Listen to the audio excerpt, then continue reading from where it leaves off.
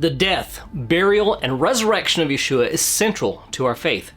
His death is seen as the ultimate sacrifice that would forever replace the Levitical sacrificial system of the temple.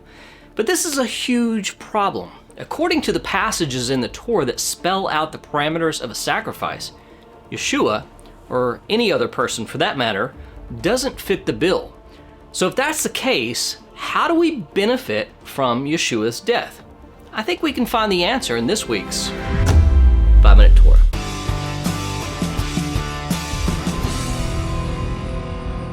Welcome back, Torah Tribe. You're watching the channel that connects disciples of Yeshua to the eternal Torah of God. It's great to have you back.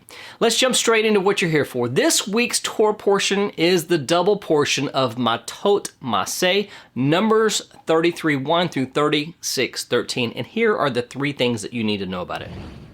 Number one, vows and oaths. The portion of Mattot begins with the topic of vows and oaths. It discusses the law surrounding vows made by individuals, emphasizing the seriousness of fulfilling one's commitments to God. It also addresses the authority of a husband or father to annul a vow made by his wife or daughter, but not flippantly.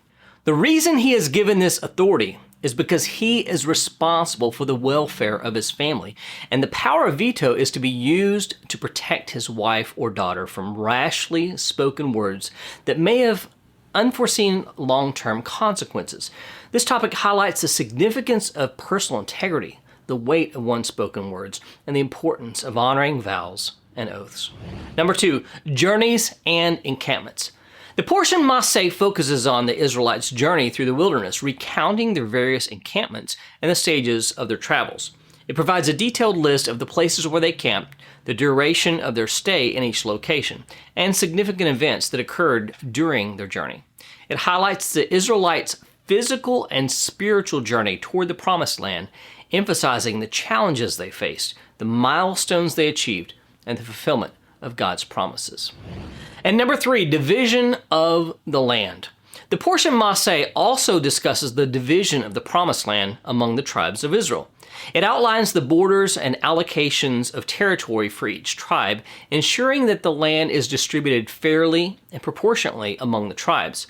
Land inheritance, tribal identity, and the importance of preserving the ancestral heritage of each tribe are some of the important themes found in this section of our Torah portion.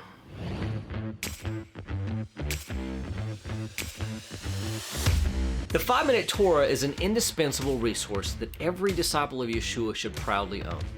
Within its pages lies a treasure trove of condensed wisdom, carefully curated to fit into the busy lives of modern seekers. With insightful and concise teachings, this book transforms the often daunting task of Torah study into an accessible and enriching experience. You can pick up your copy using the link in the description box below this video. Your purchases help support the continued development of new videos for this channel. Thank you in advance. This week's Torah commentary is called The Death of the Righteous and comes from my book, 5-Minute Torah, Volume 2. The details of the city of refuge are spread out over three sections of the Torah: Exodus 12, Numbers 35, and Deuteronomy 19. In our current Torah portion, we learn that a manslayer must undergo investigation in order to determine whether or not he qualifies for protection within a city of refuge. He is to appear before a court in order to determine his qualification. If he's not at fault, then he is free and does not have to enter the city of refuge. If he is guilty of ill intent, then he is to be executed. However, if he is basically guilty of some type of negligent homicide, then he is to flee to the city of refuge where he will be protected from the Goel, the redeemer of one slain. Numbers 33:9 through 12. Additionally, we learn the length of time he must remain in the city of refuge if this is his fate. Curiously, it is not a fixed amount of time, but one based on an unknown variable. The manslayer is to remain in the city of refuge until something happens to end his confinement. And the congregation shall rescue the manslayer from the hand of the avenger of blood, the Goel. And the congregation shall restore him to his city of refuge to which he had fled. And he shall live in it until the death of the high priest who was anointed with the holy oil. For he must remain in his city of refuge until the death of the high priest. But after the death of the high priest, the manslayer may return to the land of his possession. Numbers 35, 25, and 28. Unlike any other sin or trespass enumerated within the Torah, manslaughter is unique in that an obscure penalty is associated with it: confinement to a city of refuge for an unknown time period. Why was this penalty assigned, and what relationship does a manslayer have with the high priest that the fate of the one is bound to the other? Rashi proposes that they are both tied to the presence of the Shekhinah in Israel.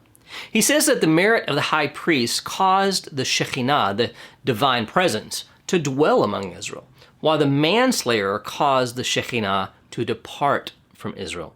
And since these two work in opposition to one another, the manslayer was to remain isolated in the city of refuge away from the high priest.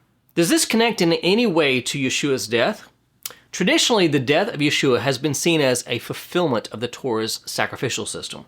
According to the traditional interpretation of the book of Hebrews, Yeshua is seen as the sacrifice to end all sacrifices.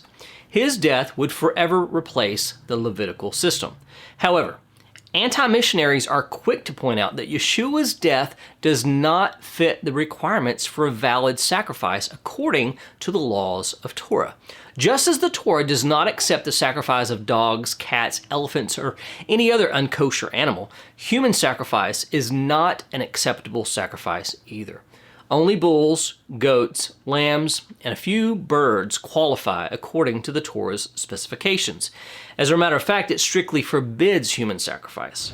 Take care that you be not ensnared to follow them after they have been destroyed before you, and that you do not inquire about their gods, saying, "How did these nations serve their gods? That I also may do the same. You shall not worship the Lord your God in that way, for every abominable thing that the Lord hates they have done for their gods, for they even burn their sons and their daughters in the fire to their gods." This is Deuteronomy 12, 30, and 31. But if Yeshua's death wasn't for the purpose of fulfilling and thereby putting an end to the sacrificial system, how do we benefit from his death? In our Torah portion, we learn that despite anti-missionary objections, the death of the righteous brings atonement. In the case of the manslayer, the death of the high priest brought about atonement on his behalf. We can easily see the connection to Yeshua. According to the author of Hebrews, Yeshua is a high priest, but not in the line of Aaron. He is a high priest in the order of Melchizedek, as it says, Yeshua has gone as a forerunner on our behalf, having become a high priest forever after the order of Melchizedek. Hebrews 6:20. Melchizedek didn't minister in the Levitical tabernacle, and neither did Yeshua. Now, if he were on earth, he would not be a priest at all, since there are priests who offer gifts according to the law. Hebrews 8:4.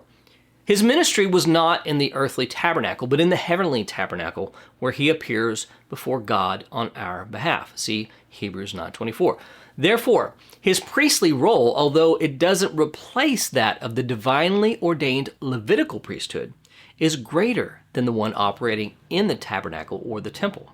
So, just as the death of the Levitical high priest brings atonement to the manslayer and allows him to be released from captivity and return to his family, the death of Yeshua, our heavenly high priest, is a means by which we can be released from our own self-imprisonment and return to our Heavenly Father.